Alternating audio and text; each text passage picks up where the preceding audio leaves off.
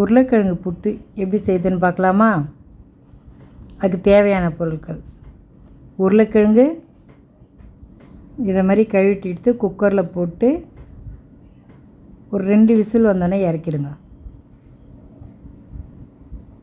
இறக்கிட்டு இதை மாதிரி சூடான பிறகு தோல் உரித்து எடுத்துக்கோங்க.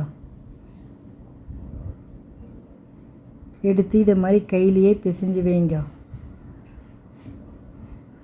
இதை மாதிரி மசிச்சு வச்சுட்டு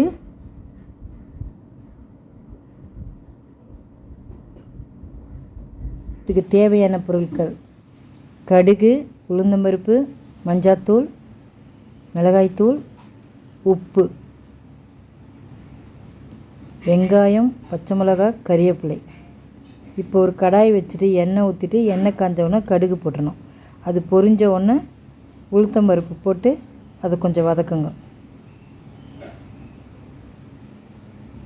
இதை மாதிரி வதக்கிடணும். வதக்கிட்டு இப்போ வெங்காயம் சேர்த்துக்கலாம்.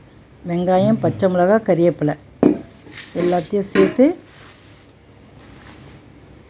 எண்ணெயில் போட்டு வதக்கிடுங்க. வெங்காயம் நல்லா வதங்கட்டும்.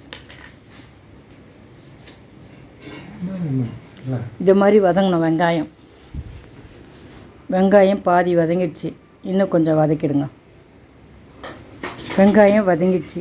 இப்போ மஞ்சாத்தூள், மிளகாய்த்தூள்,